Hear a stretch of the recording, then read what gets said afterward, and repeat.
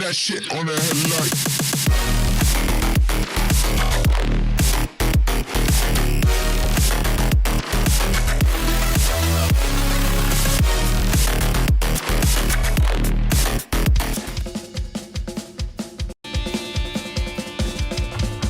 Miami's got the Dolphins, the greatest football team.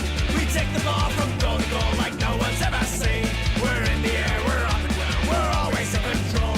And when you say Miami, you're talking Super Bowl. 'Cause we're the Miami Dolphins, Miami Dolphins, Miami Dolphins number one. Miami Dolphins, Miami Dolphins, Miami Dolphins number one.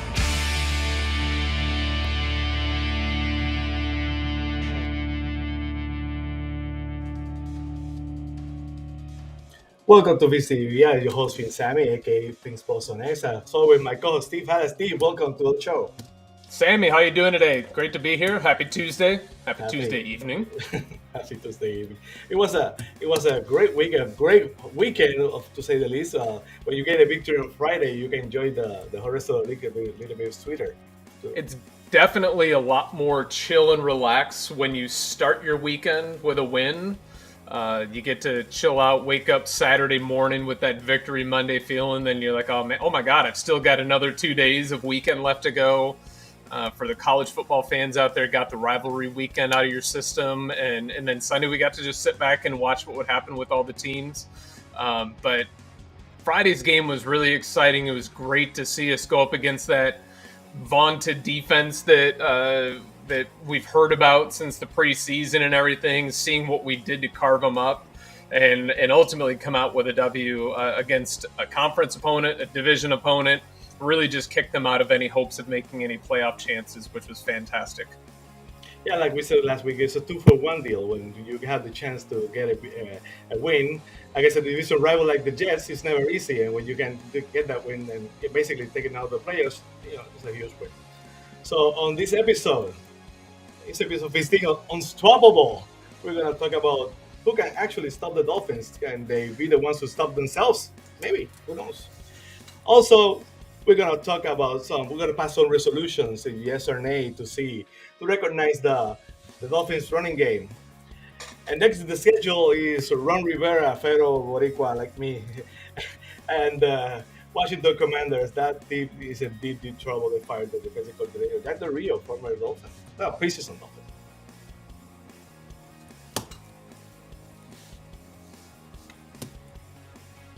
So next, we're gonna go to the Jets Phil Mary.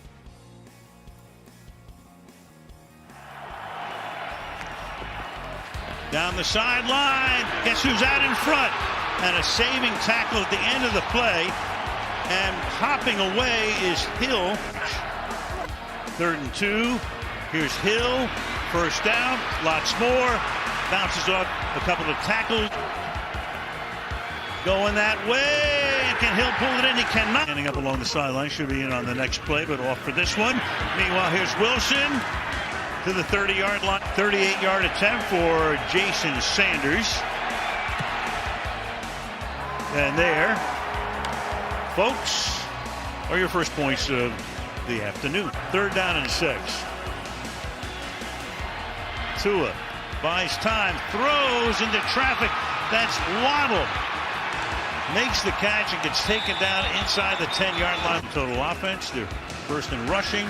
Pass here, here's Hill, escapes the tackle, into the end zone he goes for the game's first touchdown. Got away from Jordan Whitehead. Well, look out, sacked. Yeah, Evan Beecher White at Tuscaloosa. It's a non-stop flight. Pass is caught up at the 36-yard. Tua backing up, and he's going to get sacked. Gets it out, but can he get the first? He cannot. Screen, wide right. Tua looks, throws, picked off at the 27-yard line. Eccles, touchdown. Instant confidence, they go back to getting the ball to Tua and let them throw it. Yeah, underneath. They're not letting him get free. Tua's going to throw it here, and you've got it. They said again. See what Boyle how far he can throw it, if indeed he throws it, or they try a lateral or whatever here. Meanwhile, he just tries to get away from everybody, throws it into the end zone, into a lot of traffic, and there's a pick on the other side. And coming back from the end zone is Holland, and Holland is out to midfield, and Holland is inside the 40, and Holland is inside the 20. Can you believe this? That is insanity. 3rd down and 3, going deep, and it's going to be hauled in. On 3rd and 4, pressure, blitz, got him. Squeak to try to make it 20-6, and that kick is right down the middle. Look out. Only a 3-man rush, and Tua gets it away into traffic and complete. Trying to believe in each other, but it's tough. 3rd and 3, little flip here. That's a 1st down and more. There goes the cheetah, as he calls himself. 3 weeks. Mostert. And the Jet defense is right there, and the flag as they throw him into the bench. Full foul, face mask, defense. 3rd and 3. Tua throws. And that'll convert another 3rd down from the 13-yard line for Miami. Long drive continues with the touchdown. Mostert. Boyle. Up in the air, deflected, intercepted. Dolphins ball. Fumble. Jets think they have it. And coming away with it. Can they get an offensive touchdown? What do you know? Big hole. Going to the end zone. Icing on the cake. Touchdown Mostert. Well, full disclosure, I was not very confident at times during that game. And even before the game, the Jets have one of the best defense in the league. The numbers are not as good as last year, but still very good defense. So at times, I must confess I was a little bit nervous about the game. But the Dolphins put it out, and they're gonna have a moment to remember forever. Next to the buff fumble, the fake spike, the fail Mary will live forever in infamy as probably the worst play of them all of the Jets history. So I want to your thoughts, Steve. I'm happy to be part of one of the worst plays in their history with the butt fumble and everything. Just making history, stuff that we'll always be able to pull up there and remind them that, seriously, you guys did this at the end of a half. But usually we're kind of like the yin to yang type thing on this show where one person feels one person feels another. I think the only time that I really didn't feel confident was after the pick 6 that Tua threw there. Mm-hmm. So the rest of it, I was thinking earlier today, I'm like, I really was relaxed during the game. Usually I'm really on edge. I have my pregame jitters, like I'm out there, getting the opening game kickoff or something like that. But I never really did feel concerned about it. And I think a lot of it is the fact that, let's just be frank, the Jets offense is pathetic. There is absolutely nothing that they could do to sustain a drive. It's what they're doing. I didn't look up time of possession stats, but it has to be really near the floor of the teams out there. They just can't get on there. So the defense, which, again, going back to preseason, our first couple shows, I had these Jets games circled on my calendar because I was really worried that defense would shut things down. We've seen a couple games where it's been a defensive shootout. I really expected it to be that. And the Dolphins surprised me in that regard, but I didn't really feel nervous. But it was an absolutely incredible defensive performance by the Dolphins there. Yeah, they gave up that one touchdown to Garrett Wilson, but I wasn't worried at that time.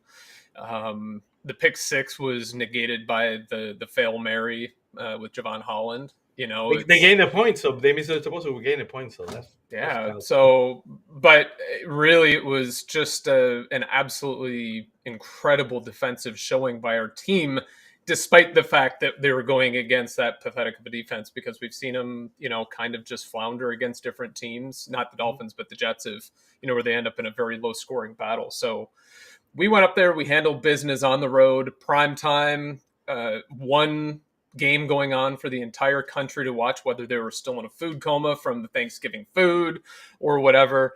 They really showed up and they delivered and they came home with the dub. Absolutely. One of the reasons I was kind of worried because the defense cannot be. Then cannot be denied. They have a pretty good defense. The defensive front is one of the best defensive front in the league, and our offensive line is in the best shape. And we talked about before in Fins TV about the game the Dolphins lose. The injury during the first possession, and the wheel starts to come off, and they're supposed to win, and something gets wrong. This time they were in a, they were not gonna lose that game. Uh, Even though Tua had two bad interceptions, one probably was a bad call, the other one was on him. But the Dolphins were dominant, and the Jets that offense is just putrid. They cannot move the ball at all. So but that was my fear. They're gonna shoot themselves in the foot and give the Jets a chance, but they shut the door. Yeah, they did, and it was a well offensively called game. Coach McDaniel, I think we actually ended up running the ball more than we passed the ball, which I think was probably a good thing given the fact that Tua threw those two interceptions, and just really the Jets, they have to be demoralized, and they're hitting that point where they fired, they've got to be firing some people here soon. Salah's got to see the writing on the wall. They've had the players only meeting, and they might have a sliver of a chance of making the playoffs, but let's be real, they're just really not going to be able to get it out there without the ability to score touchdowns and put points on the board. So I feel zero remorse about going up there and leaving the score the way that we did. Absolutely none. Absolutely. So we're gonna be joined right now by our esteemed panelists today. Matt Armstrong, Eddie Chaput is traveling, so he's probably going to join us during the show, hopefully. Safe travels, my brother. Matt, you saw the game. It was a very interesting game. I want to know your thoughts about the Dolphins win and the Hail Mary at the at MetLife Stadium. Hey, guys, it's good to see you, especially on the Victory Tuesday, right? I've been vocal on our shows in past episodes that the Jets are not a professional football team. But I will admit that it wasn't long ago that the Jets were in second place, and not because they played 3 games, but they've beaten teams with winning records. Let's go ahead and throw that out there. So I'll admit to having a little bit of anxiety on Friday, especially since I have been so vocal about my disdain for that ball club. It really went away after the first couple of Jets offensive series. It was clear that they're lost. They don't have any. It seems like they don't have any direction. And I kept thinking every time the camera would show their head coach, he's just standing there. He's, not engaged. It seemed like he wasn't engaged. I'm sure he was. But where's your leadership? Is the leadership rehabbing an ankle and you can't fire the offensive coordinator because he's tied to the guy with the busted ankle? I don't know. Just doesn't seem like a program that really knows what's going on. So the interceptions by Tua, not ideal. I also know that he made a comment that I think it was the second one. Either he said it or McDaniel said it, that the placement was on Tua, and it was a hell of an interception by the defender. We brought our defense, and it really shut everything else down, made it fun for the second half. One last thing on my observations from that game. When the camera panned after the Hail Mary was thrown, I locked in on Holland just standing on the goal line, and I thought, he's got a chance. This is before he even caught it, and then the rest is history. Fake spike, Hail Mary, couldn't happen to a better team and a better fan base. Let's go. Love it. Absolutely. The lack of effort during that return by the Jets offense, they were falling down. It reminded me so much of the Broncos game when you can see that basically quit on the team. Yes. So that's the red on the wall for the head coach. When plays like that happen, you know that the writing on the wall is there. And the owner, Woody Johnson, was taunting so much before the game and tweeting about the last time the Dolphins visited MetLife Stadium, and the Dolphins went there and they kicked their butt. Steve, any last thoughts on the Jets game and the Phil Mary? Phil Mary, my one big takeaway on that is the absolute hustle. And I'll talk about Christian Wilkins on the Phil Mary play. And then just overall, you watch Christian Wilkins, the guy gives 110%. He's not one of those guys if they were to make it to the Super Bowl and the Dolphins lost, he would regret it that he didn't just collapse and die on the field, that he didn't give absolutely everything that he had. But the guy gives everything every single play that he's out there. We talked about it last week when he had that huge hustle, 30 yards downfield, and then turned around, should have sacked O'Connell, and the fluke pass ended up going into Jaylen Phillips' arms for an interception. But the guy is all hustle. So on the Fail Mary, you see him going down and he gets his meat hooks into Breece Hall and just absolutely pancakes him. And that's great. But when you see a pan out shot from the all-22 of down the field, you see Breece Hall still laid flat on the turf, and Christian Wilkins is 11 yards downfield. He flattened him and got up to still go downfield. The guy was just straight hustle. But I can't say it enough. Christian Wilkins is an absolute dog this year. He's been consistent. I don't think he's ever gotten the love. I know I see a lot of people on the social media applications that want to talk about they should have gotten this player, they should have gotten that player. Christian Wilkins is one of the most consistent players that we've had since he came on the field, and he's consistent in terms of his improvement. Maybe some people might chalk it up to the fact that, hey, it's a contract year for him and he wants to build up his value. I think he just plays this well because he absolutely loves the game. He loves doing it. And I'm glad he's loving doing it for the Dolphins because he is a disruptor on that. The play action naked bootleg play, he kept to his assignment. He didn't chase Breece Hall or whoever the running back was. Make him lose like 9 yards plus on that play. It was just incredible hustle.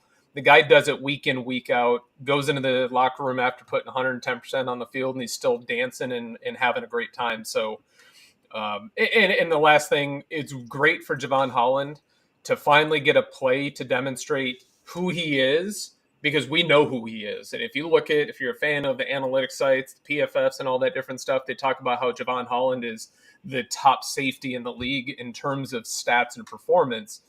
We see what he does. We see the impact. We hear about, Vic Fangio talking about how Holland is the quarterback of the defensive backfield, and how he's just so integral to doing what he was. He's who he was hyped to be when he was drafted out of Oregon, and he's continuing to develop. But to finally have other people around the country in that prime time, one game going on slot for everybody to see him, I expect to see his name being popped up there a lot more now. Yeah, he should be one of those players that should make the Pro Bowl, and we don't know if by the way the voting and the coaches select, he should be shooing to be the best safety in the game and probably the Pro Bowl. We'll see what happens. Hands down. I'm thinking first team All Pro is really where he should be, and I know the player voting has some role in one of the APs, and then there's the AP side of it. We all know the reality. The guy puts on the aqua and orange, so he gets knocked down some credit.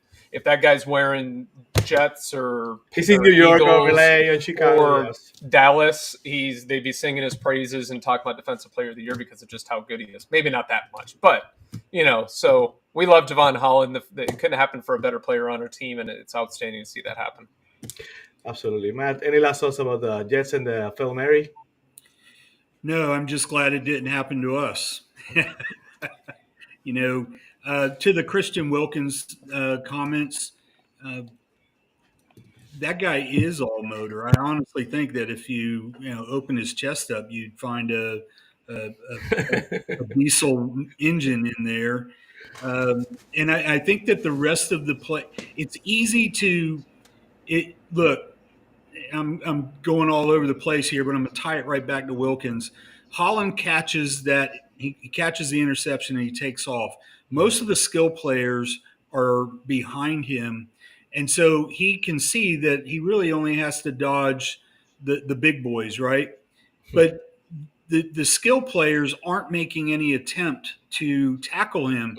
He's not running faster than their fastest receiver out there. Holland is not a speed demon by any means. But then you look at a guy like Wilkins who is out there cooking. He gets on his horse and he goes to make those plays that Steve just mentioned. And how can you not be inspired by that? I get it. This isn't college anymore. This isn't high school. This isn't Friday Night Lights.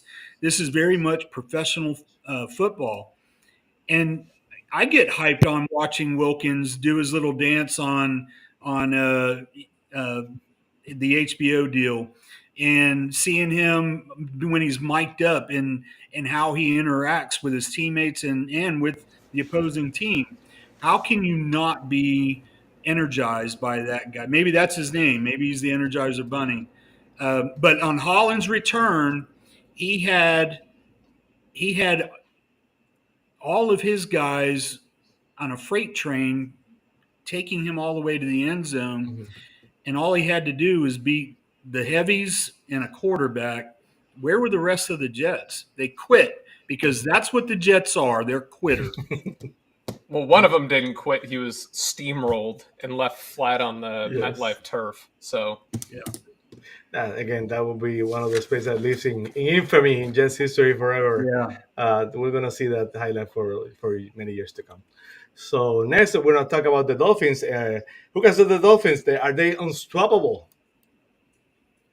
Bigger Super Bowl contender. Is it Miami or Dallas? Well, listen, here's what I would say to you. I would go with the Dolphins about this because even though there's a lot of stiff competition in the AFC, I don't think we can summarily dismiss Miami from the equation in the AFC. When we think about Baltimore, when we think about Kansas City, you got to put the Dolphins right in that conversation at this particular moment in time, especially with Joe Burrow in Cincinnati, him being out in Cincinnati, obviously folding. We're watching Jacksonville and Houston on the come up, but we haven't elevated them necessarily above Miami, especially with that offense that they have in place. When I look at the NFC, I'm thinking about Philadelphia and San Francisco before I even think about Dallas. And so because of that is why I would go the route of the Dolphins with this particular question. I love the Dolphins team. You know what's different about these guys? You can probably see it when you watch Hard Knocks. I think the wiring of the team, they got a good mix of some leaders and that keeps them kind of on track. But then you also have some young guys that bring some energy. I'll tell you, Tua, we had him on a Zoom. I've never seen a guy change more from who he was in college as a national champion to who he is now as an NFL player. He grew up with a Polynesian background with his family. This is a guy that would go as a fifth grader, sixth grader, seventh grader. He used to tell me stories about his grandparents. They would go to a local park and pull their lawn chairs out, and his dad would work with he and his younger brother, and they would sit there for 4 or 5 hours every weekend, and they would work. And once he got to the point where he was good enough to go to college, he wanted to go to USC, and his dad said, okay, we're going to Alabama. And he didn't really have much of a say in it. He was going to go, and his culture, you kind of listen to your father and you respect him and everything that he says. And so he went to Alabama. And then I think Nick Saban almost became that father figure for him. So he's always kind of trying to please. Do you think you can go all the way? All the way to the Super Bowl? Yeah. Of course, man. We got the perfect team to do it. The way our head coach prepares us each and every week, man, it's next level. And he keeps each and every one of his guys in tune with the game plan and how we keep attention to detail each and every week. So it's a beautiful thing to see.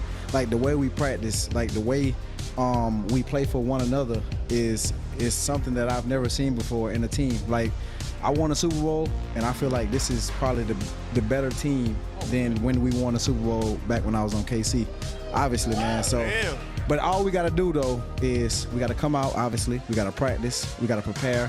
And we got to make sure we show up on game day. You feel me? Like, yeah, I know. It can look good on paper, but we obviously got to get it done on Sundays. What do you think can stop you as a team? I say ourselves. You feel me? These past few games, like, we've been turning the ball over, and we can't do that. And it starts with the leaders. It starts with myself. It starts with Tua. It starts with, Waddle. It starts with guys like that. The star players making plays, not turning the ball over, and just being able to convert third downs. production of this segment was done before the interview Tyreek did today. That's the answer to the question. The only ones who can stop the Dolphins are the Dolphins themselves. But I digress. We're still going to talk about the Dolphins unstoppable. The Dolphins, even with 3 turnovers during the last game, the Dolphins were a force on the offense, on the defense, pretty good corners. The running game, injuries in the offensive line, the next man stepped up. And the Dolphins right now, I'm truly confident that the only ones that can stop the Dolphins are the Dolphins themselves. But I want to start with you, Steve. Basically, all those other, even from Stephen A., who's flip-flops again, and now he believes the Dolphins are one of the favorites. I don't mind having Stephen A. on our side.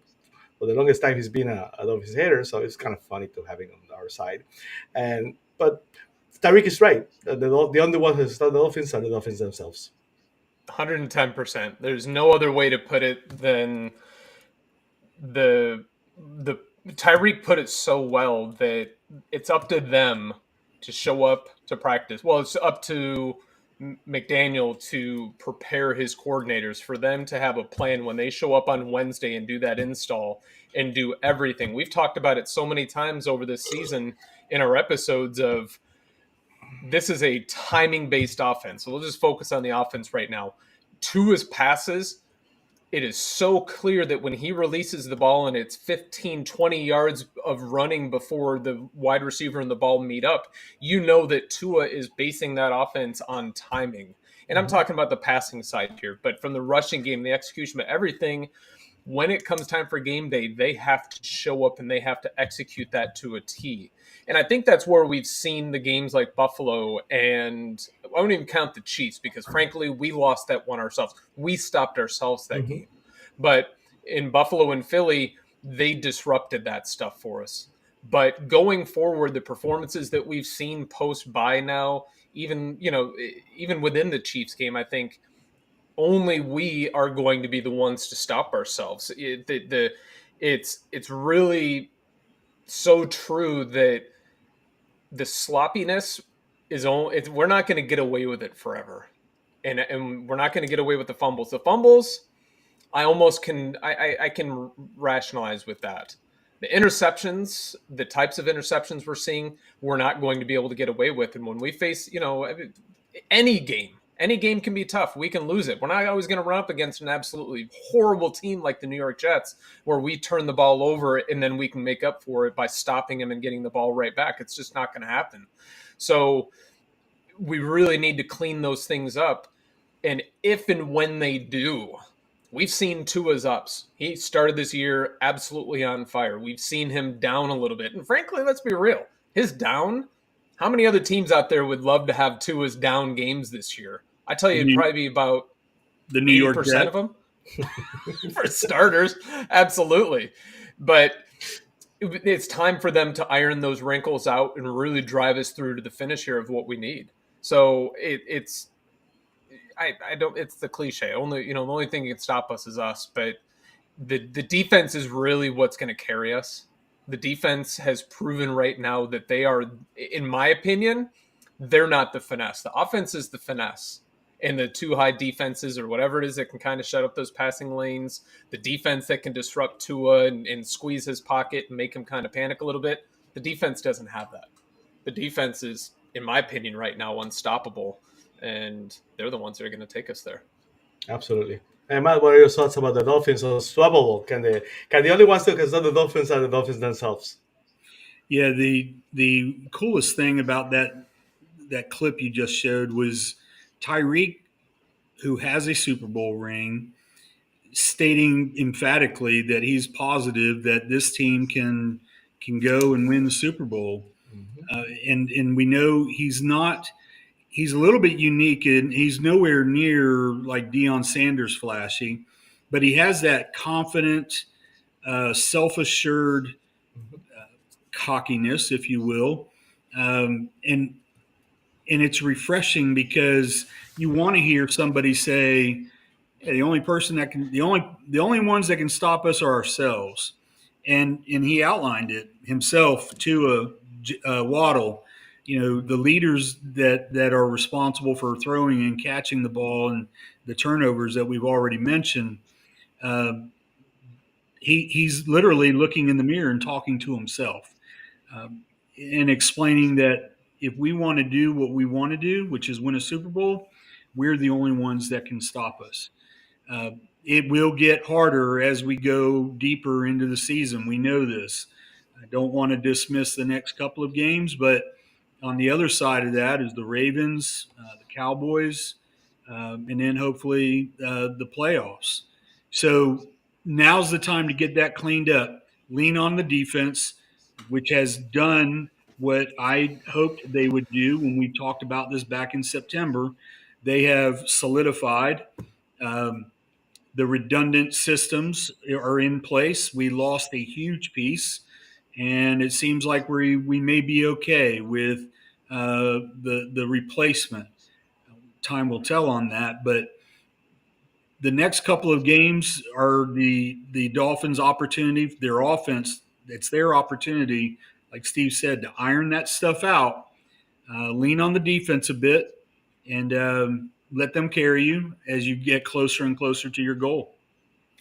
Yeah, basically that's it. The Dolphins are going to face some really tough opponents like the Cowboys and the Ravens and probably the Bills. That game might or might not matter to eliminate the Bills or to see them back again as a lower seed.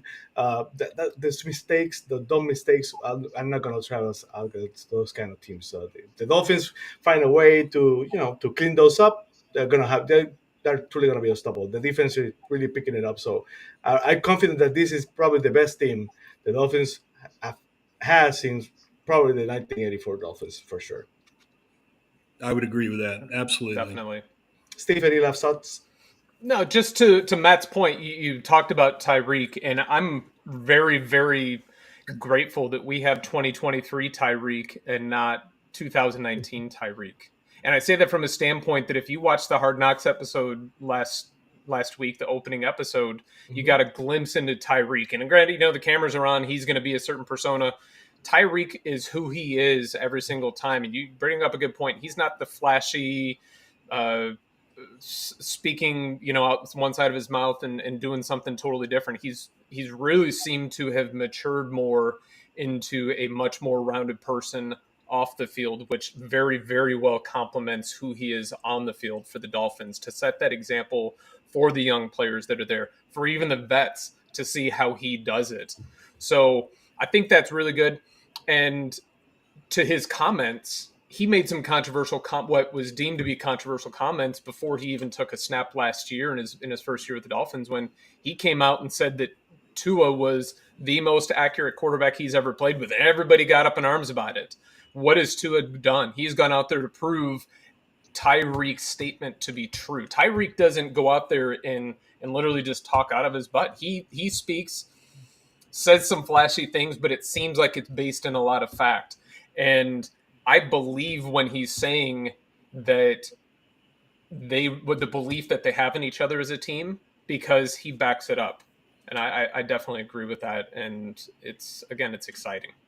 We talked about that before, how they had camaraderie and they get also well with each other and they play for each other. And that's all nice and that's all great. What we wanted was a team that would step on the other team's throat, like we said, that had that killer instinct. Last Sunday, they pretty much did that. So I'm very happy about that. Matt, any thoughts about the Dolphins being unstoppable? Yeah, unstoppable is probably a strong word. I really believe that they're going to get into a knockdown, drag out at least once between now and whenever the season ends. I get the distinct feeling that this team, this Miami Dolphins team, can get through a knockdown, drag out fight. There was a legitimate chance that Friday would have been a knockdown, drag out fight. If you believe the previous games of the season, the results that the Jets had against the Bills, the Patriots, who don't even seem to matter anymore. The Jets, they were a formidable defense, and that had the chance to be one of those knockdown, drag out, 17-13 type games, and it didn't. So what's the next opportunity? Well, it's this weekend.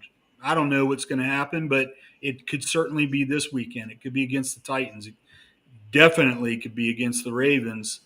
I believe that they will have at least one of those, and we'll really see how they have matured, grown, rallied around each other when that event comes. Yeah, and we're gonna see the Jets again. And again, anytime it's a division game, you cannot go. That's passed by. So the Jets are gonna be probably fired up. They know they got embarrassed, so they're gonna probably play even harder than when they did last time. So next we're gonna, since we're going to the nation's capital, we're gonna do some FINS TV.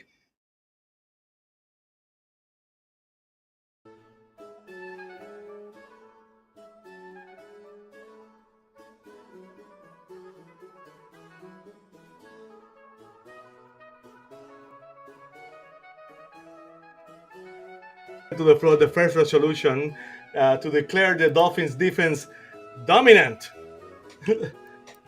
Yeah, the Dolphins defense are certainly made a name by themselves. They're really, really, for being one of the bottom defensive in the first 3 weeks of the season, they're certainly one of the top defense. Now they're making a search to be a top 5 defense by the 4-game stretch that we're next to. Steve, any thoughts about our resolution to pass both yes or nay on the Dolphins defense being dominant? This isn't the Josh Boyer defense that we came to despise and sit on the edge of our seats and wonder if that cover 0 was going to get home or Third and Boyer, baby. burn us. Third and Boyer. We were always afraid of that type of situation, and I don't even dread the third and shorts as much anymore. So absolutely, unequivocally, yay, they are a top 5 defense. Said it last week. We had the conversation come up as to whether or not the defense had come on par with the offense. And we had that, I had that qualitative, quantitative type of discussion here. And it's factual right now that since week 5, the Dolphins have the number 1 defense in total defense and number 1 in yards per play. You can't argue with numbers. You can't argue with stats like that. They are, without a doubt, a top 5 defense in the NFL. So you're voting yay. Yay. Yeah. How about you, Matt? To the resolution to declare the Dolphins defense dominant, yay or nay? Yeah, you can make stats say just about whatever you want. Make your argument. This isn't one of those instances. These stats don't lie. We're not talking about a 1 game or a 2-game window. We're talking since week 5. They have, and we all talked about this dating back to the episode after the Chargers game. There was a lot of angst and a lot of Tim Lunchbox was back there trying to throw the ball down the field. Now, I am sure that those guys appreciated having an easy day of it. Tougher days are coming, but this is definitely a top 5 defense. Absolutely. Yay. You'll think about yeah. So next, we have the floor. A resolution to recognize the Dolphins' running game. The Dolphins' running game, basically, they're one of the top running games in the game, between Mostert and achane to 1,246 yards.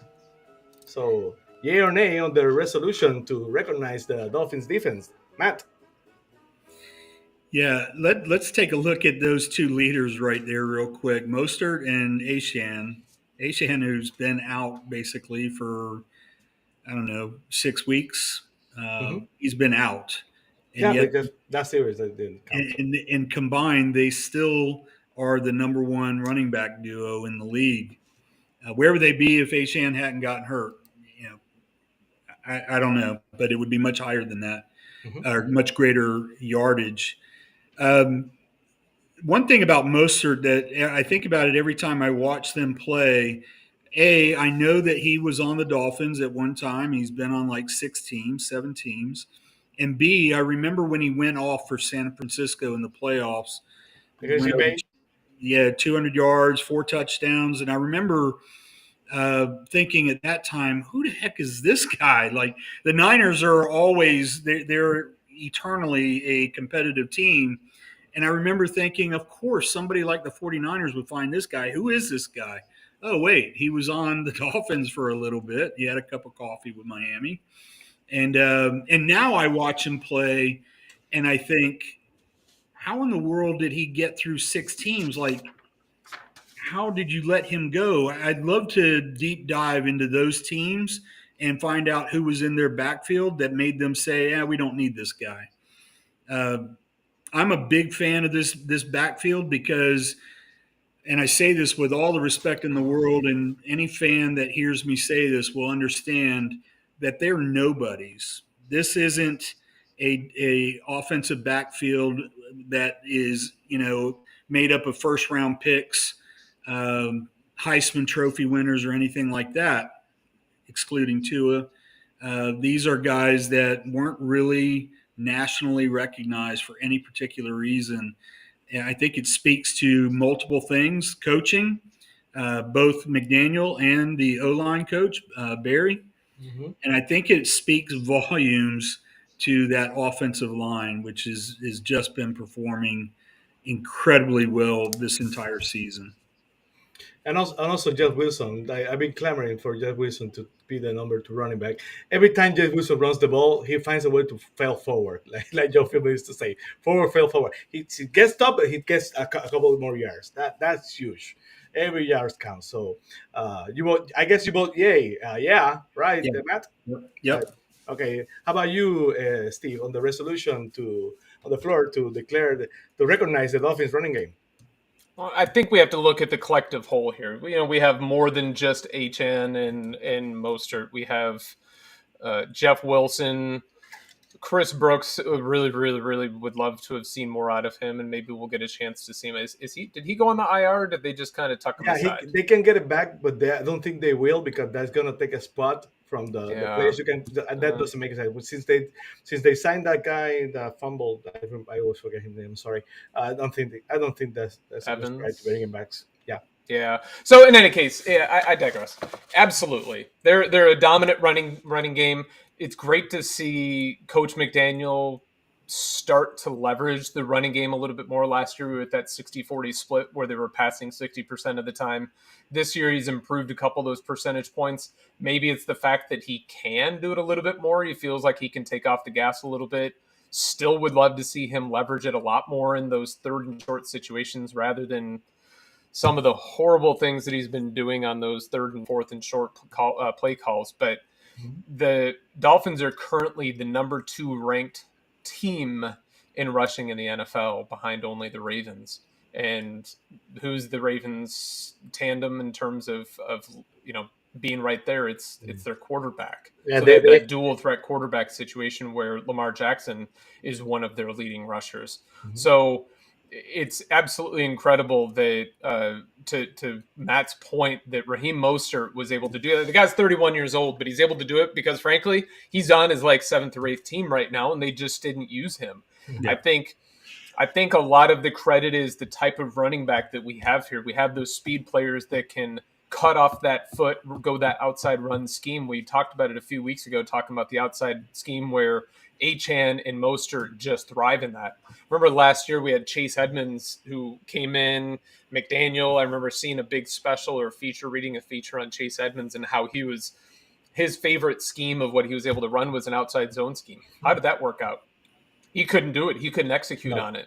And I think that if you try to stick a square peg into a round hole in the rushing game, you just can't do it. You're either an up and down field, straight up and down runner, or you have the ability to go out and make those cuts and find those. Absolutely a credit to the offensive line, because if you don't have those little gaps that you can cut off of the pulling guard or tackle's hip to do those types of runs, I don't think it's possible. But Mostert is an angry runner. He's running like he has something to prove. He absolutely does. We spent the entire off season doing what? Talking about Jonathan Taylor, talking about Yeah. I didn't do it, but God, I was trying to talk people off of the Dalvin Cook talk. Raheem Mostert is running like a 24-year-old, 7 years older than that. So are they a dominant running team? 110% yay. I'm on a percentage this year. I'm saying 110% a lot today. Yay. Yeah. Cat for Life just has the word on achane. Well, when you hear McDaniel talk, they're taking it week to week. They probably could play. It was a play game. I'm sure he will play, but McDaniel is being extra cautious too with the achane. I'm gonna vote. Yeah.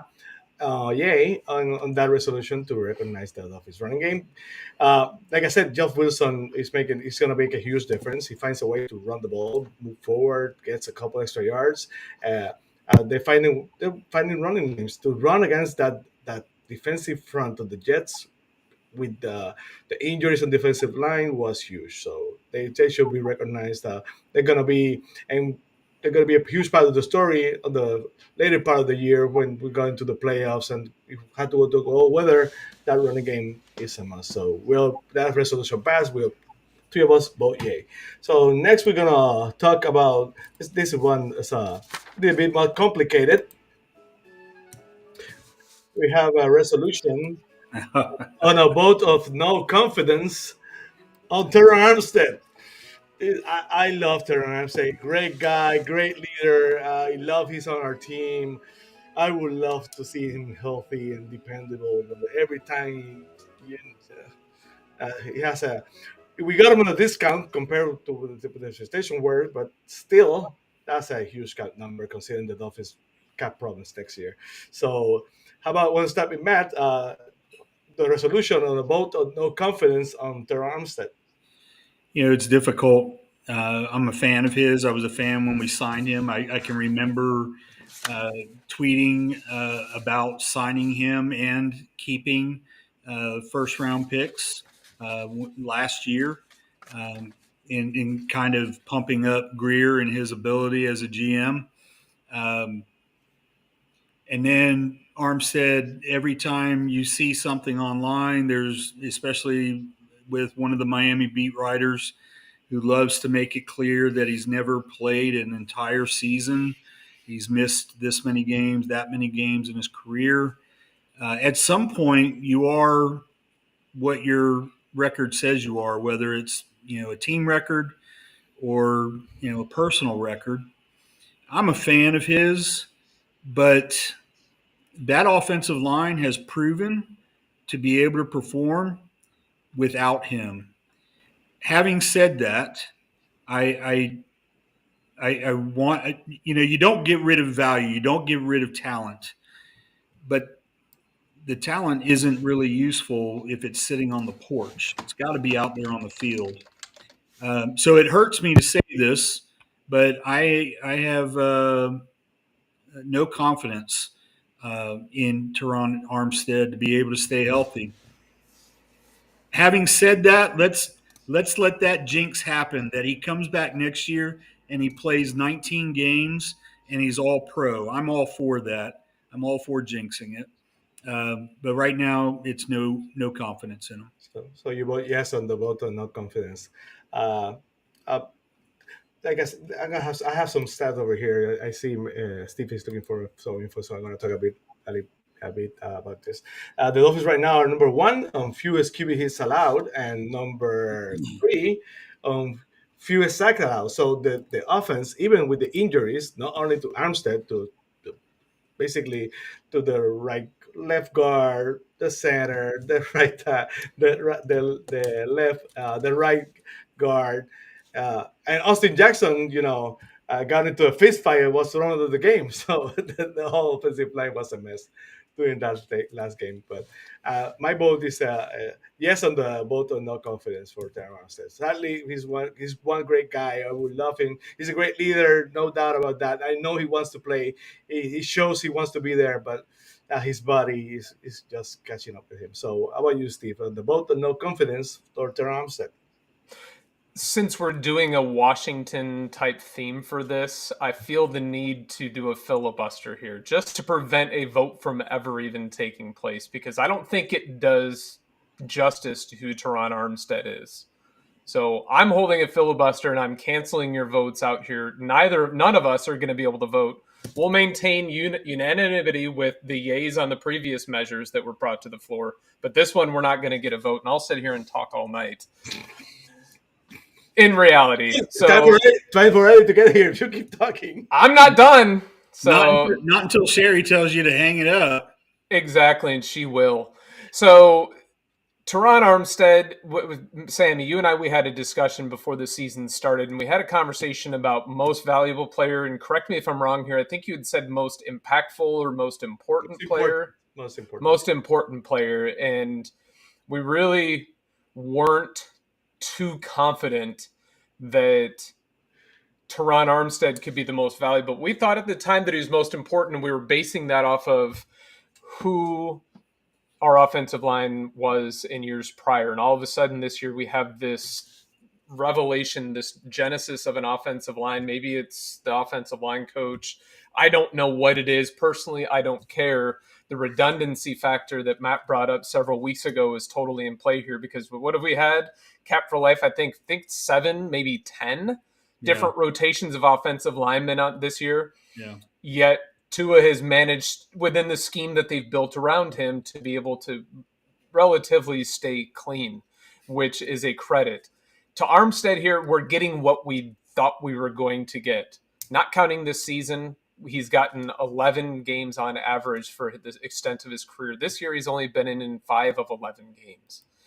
He's giving us what we thought he was going to be, so I don't necessarily think that it's fair to say we had confidence in him in years past when we're getting exactly what we thought, what we were bargaining for. Everybody knew that we were getting an injury-prone player, wishing that we were getting somebody that was, I don't know, Laramie Tunsil type or something like that could be out there for a little bit more. But injuries happen. I think even Laramie had a bad knee injury and missed a lot of time. These are huge guys that miss time. Teron Armstead is just a little bit on the other side of that, where he's missing a lot more at a very, very important, impactful position.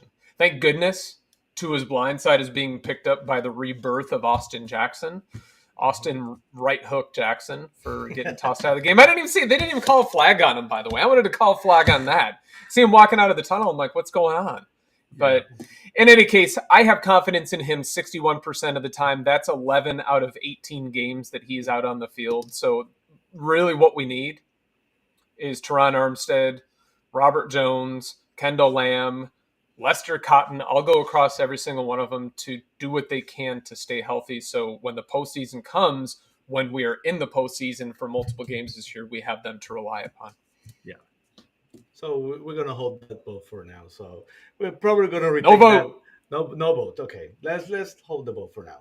Still, again, I think we all want him to see him healthy. We love the guy. He's a great leader. Hopefully finds a way to be on. So we're going to talk very briefly next about the Washington Commanders. There's not a lot to talk about. The Commanders hopefully have the water heater resolved by the time the Dolphins get there. The stadium lost power, had a malfunction. They didn't have hot water for the players. That's just a mess in Washington. They fired the defensive coordinator, Jack Del Rio, former Miami Dolphin preseason player. Jack Del Rio is really, really holding to his last breath as a head coach. He failed with the Panthers. He has some momentum. Ron Rivera. I'm sorry. Yeah. Thank you. Yep. With the Commanders, I was about to call them Redskins, but right now it doesn't seem like I have any chance. So, I want to start with Matt. Matt, what are your thoughts about the game with the Washington Commanders? That's not a lot to talk about, but I want to know your thoughts. I'm looking forward to it simply because of it's another Dolphins game, obviously. It's 12 days off that they've had to kind of recuperate from their Black Friday scrimmage. But the quarterback for the Washington Commanders, I think before this past weekend's games were done, he was leading the league in yardage. Sam Howell is he's a player. I know him a little bit simply because of where he went to school. That dude you knew I was going to go there. I did. You knew I was going to go there. He can play, and he's got, a puncher's chance. Uh, of course, we also have the Miami Dolphins defense, and I can name them off one by one. I'm looking forward to it because it's going to create a unique situation for me personally. I've never had my favorite team play against one of my favorite players at a position like quarterback. So obviously, I am 100% rooting for the Dolphins, but there is a part of me that's going to be hoping that Sam has a good showing on Sunday. He's certainly been a revelation. He's one of the top passing quarterbacks right now this year. It's amazing what they've done. What are your thoughts, Steve, about the game this Sunday against the Commanders? Look, I admit I've watched Red Zone and I've seen the Commanders play. I haven't watched much of them. I've heard the whispers of Sam Howell being up there in terms of yardage. I don't know. I know that they've had to come from behind several times, so they're in that position where they have to be aggressive, where they have to be passing. And Terry McLaurin has had to come in there and save him on some big game catches. They're 4-8 right now. They're not a formidable threat, but they are an NFL team. Seeing a little, I was talking on X social media, Twitter, about the game, and I don't like the word trap game, but if there was a game that the Dolphins might be looking ahead, this could very well be it, where they have to put it together. I say it every week that this is another opportunity for them to show up on Wednesday, do that install, and show that they can execute. Iron out those wrinkles. We have 3 games right now against the Commanders, the Titans, and the Jets to iron out all these wrinkles before the poop hits the fan here, where we've really got to get down to business for the last 3 games of the season and close it out. We have an opportunity that I can't even believe I'm saying this, that we could theoretically capture the division here very early on in towards the end of the season here, where we're just really playing at that point for playoff seeding. And what a tremendous feeling that's going to be, and a confidence boost for this team. So I think this is an opportunity for us to go out there. The defense really just needs to play very, very solidly. I want to see McDaniel give more commitment to that run game. I'd really like to see Mostert and Wilson put up another almost 150, 200 yards between the two of them, and just get an opportunity to build up and show what we're capable of doing. This is why we're going to lose, because I'm not nervous about a game coming up here, coming off of this. I'm just not that nervous right now. So if we lose, you can blame it on me. You can blame it on the one that filibustered that last vote. When I saw the schedule for the first time, I saw the schedule like, oh, we're losing in Washington, just because for some reason the Dolphins usually don't play well in Washington. I don't know why, but I don't think they have a very historic record against the Redskins, now Commanders. If the Dolphins take for granted the Commanders, we are going to lose this game. No doubt in my mind. No doubt in my mind. The Commanders probably should have won more games that they won by now. I'm not saying they're an excellent team, but they've been in most games. So every team is a threat. If the Dolphins don't take this team silly, they're going to fail, and they're going to... by the way, the Dolphins' number, talking about what you said, is 4 games. If the Dolphins win the next 3 games and the Buffalo Bills lose 1, the Dolphins win the division by the time we play the Dallas Cowboys. So that's kind of interesting. Matt, any last thoughts about the Commanders? Yeah, Steve said the magic words trap game, and it got me thinking non-conference game on the road. It definitely has the ability to be a trap game, simply because you've got a 3-game lead in the AFC East. Losing this game isn't the end of the world.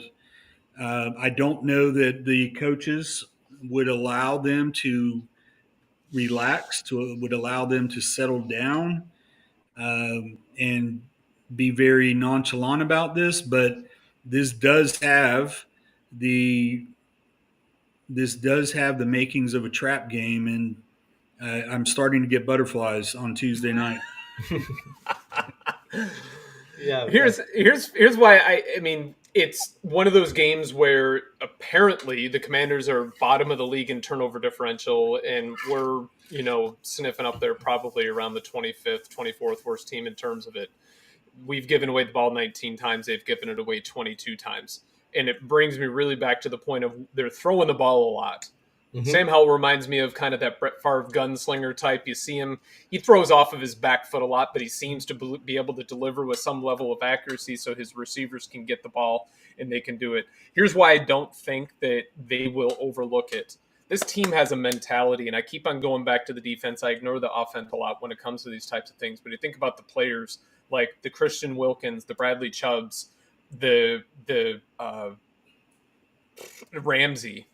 The Jalen Ramsey's types, they're not going to allow them to have that mentality of going in there cocky and overlooking an opponent and making it a close game. I think that they're going to bring their A game. I really hope the offense brings the A game as well, and they can put together an absolutely complete game for 3.5 to 4 full quarters and just give us another great win as we wait out for a Monday night game against the Titans. Like we said before, they have to be the business trip. They had to go to Washington, take care of business, 7-12, win the game, and head home, hopefully without too many injuries. So next, we're going to go to the big finish and the top 5 power rankings.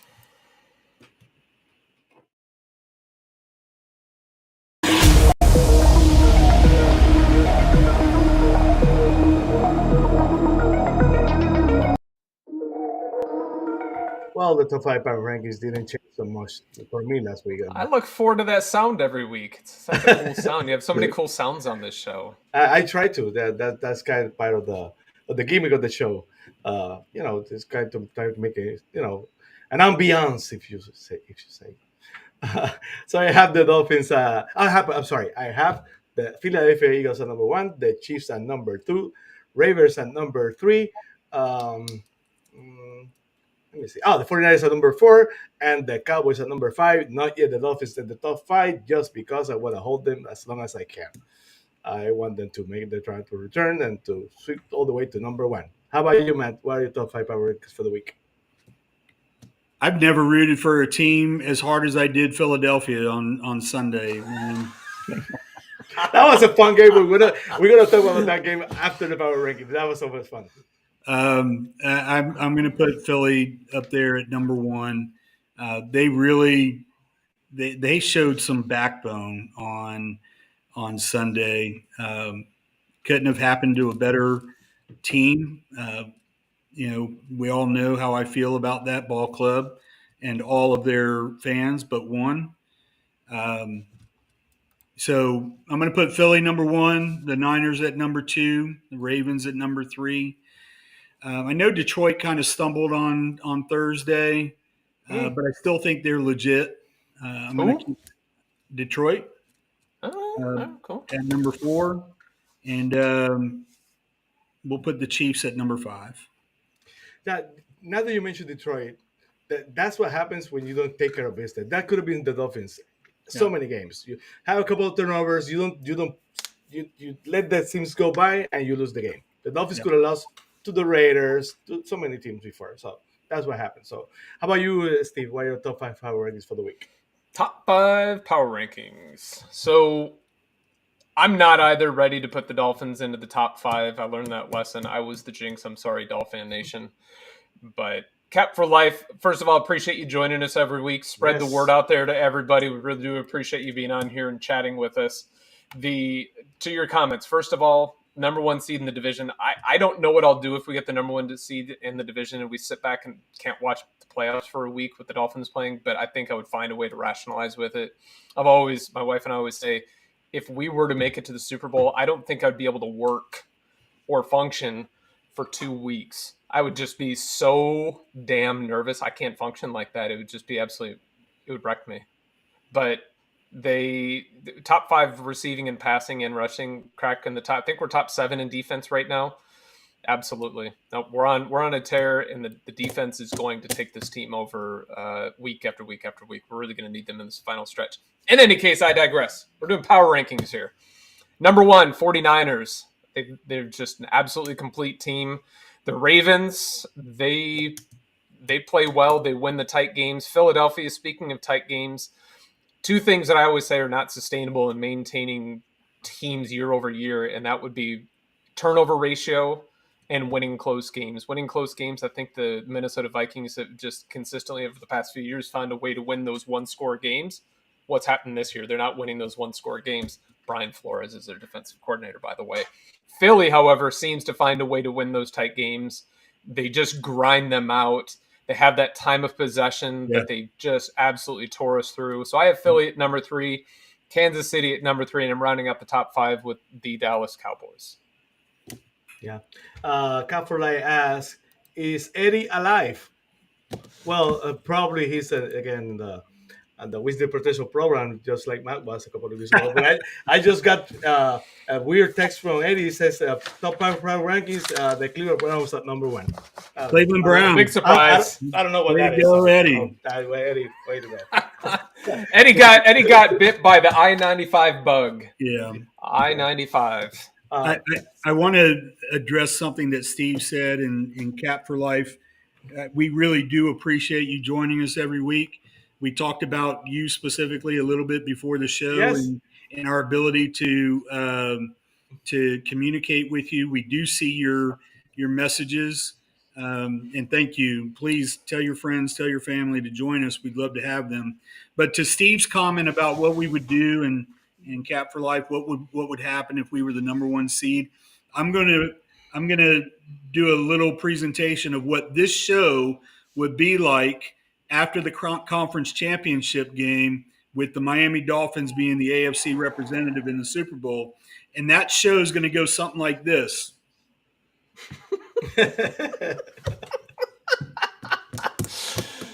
Nope. Nobody's going to say anything. We're all just Sammy's going to be like, Matt, what do you think? And I'm just going to be like, what are you thinking? Not saying a word. We're not going to say a thing, man. As superstitious as we are not going to jinx this. We are not going to jinx this. And then, that week after the first Sunday in February, I'm probably going to be. I'll be running around on a beach somewhere, man. You probably won't see me again. Either way, whatever happens, but the next few weeks are going to be really awesome. I've thought about that moment so many times. I don't know what will happen. So, but I truly believe that, like we talked before during the show, the Dolphins can do this. They have everything they need. I don't want to say it's now or never, like one of the I think it was our second episode, but it's close. The Dolphins have everything they need to win. In years past, we've controlled our destiny because we've been in the hunt. We literally control our destiny right now to take the number 1 seed in the AFC. Did they run the table? They win. We do. Yeah, we do. We're not saying if only, go back to the Chiefs game. We know that Tyreek's forward motion had stopped. The whistle should have blown. And we had a fighter's chance at the end. It didn't happen for us. But in years past, we would be sitting here going, man, if that hadn't happened, we'd be in first place right now. Gentlemen, we are 3 games up in the AFC East. Keep doing what we're doing. Tighten it up. Polish it up. We'll be talking about football in January for real.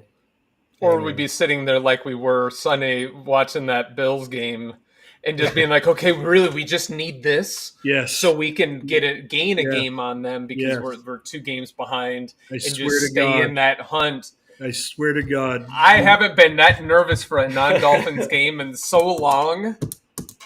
No, it was really fun.